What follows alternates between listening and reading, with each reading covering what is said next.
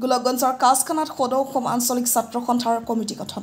ধুবুৰী জিলাৰ কাছখানাত যোৱাকালি আবেলি সদৌ অসম ছাত্ৰ সন্থাৰ হৰিহাট আঞ্চলিক কমিটিৰ 41জনীয়া কমিটি গঠন কৰে উক্ত সভাত জিলা সভাপতি ৰূপক ৰায় আৰু জিলাৰ সম্পাদক জীৱন বৰাৰ নেতৃত্বত নতুনকৈ হৰিহাট কমিটিখন গঠন কৰে সভাপতি হিচাপে প্ৰদীপ সাহা উপসভাপতি হিতেশ চন্দ্ৰ ৰায় সৌৰভ ৰায় আৰু সাধাৰণ সম্পাদক ৰাজীৱ সাহা সহ সম্পাদক সৰস্বত ৰায় প্ৰাণজিত ৰায় লগতে শিক্ষা সম্পাদক তাপস শিল বিত্তীয় সম্পাদক অশোক মালি সাংস্কৃতিক সম্পাদক সৌভিক বৰ্মন ক্ৰীড়া সম্পাদক হীৰা ৰায়ক লৈ এখন পূৰ্ণাংগ 41জনীয়া কমিটি গঠন কৰাৰ লগতে এখন সম্বৰ্ধনা অনুষ্ঠান আয়োজন কৰে উক্ত অনুষ্ঠানত মুখ্য অতিথি হিচাপে উপস্থিত থাকে ধুবুৰী সভাপতি ৰূপক বেপাৰী লগতে ধুবুৰী জিলা আসুৰ সম্পাদক জীৱন বৰুৱা আদিকে ধৰি বিভিন্ন কৰ্মকৰ্তা উপস্থিত থাকে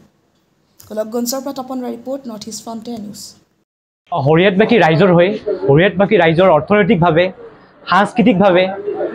ক্ৰীড়াৰ লগত জড়িত ইয়াত অত্ৰ অঞ্চলৰ যিবিলাক সমস্যা লৈ মাত মাতিব অত্ৰ অঞ্চলৰ যিবিলাক সামাজিক হতৰ কাম কৰিব আৰু আমাৰ তেখেতসকলে প্ৰতিশ্ৰুতি দিলে আগন্তুক দিনত এই অঞ্চলৰ হকে প্ৰত্যেকজন মানুহৰ কাৰণে প্ৰত্যেকজন গাঁওবাসীৰ কাৰণে ইয়াত যিমান শৈক্ষিক দিশত ক্ৰীড়াৰ দিশত আৰু অৰ্থনৈতিক দিশত কেনেকৈ আগবাঢ়ি যাব পাৰি সেই চিন্তাৰে তেখেতে কাম কৰি যোৱাৰ সমাজৰ হকে প্ৰত্যেকজন মানুহৰ হকে কাম কৰি যাব সদৌ অসম ছাত্ৰ সন্থা আমি দীৰ্ঘদিনে কৈ আছোঁ আজি অসম চুক্তিৰ 40টা বছৰে আমি মাত মাতি আছোঁ আজি আমি কৈ আহিছোঁ যে অসমীয়া এনেকুৱা এটা জাতি এই জাতিয়ে নেকি 40টা বছৰ আজি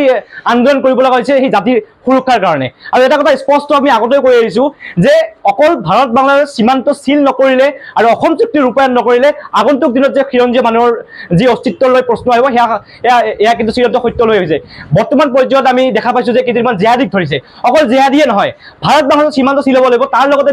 কিছুমান আমি শিক্ষকো দেখা পাইছোঁ শিক্ষক জেহাদীৰ লগত জড়িত হৈ আছে গতিকে আমি স্পষ্টভাৱে ক'ব বিচাৰোঁ যে অসম ভাৰত বাংলাদেশ সীমান্ত চিল হ'ব লাগে আৰু অসম চুক্তি ৰূপায়ণ হ'ব লাগে আৰু অসম চুক্তি ৰূপায়ণ হ'লেগে অসমৰ খিলঞ্জীয়া মানুহৰ ভূমিৰ অধিকাৰ পাব সাংস্কৃতিক অধিকাৰ পাব আৰু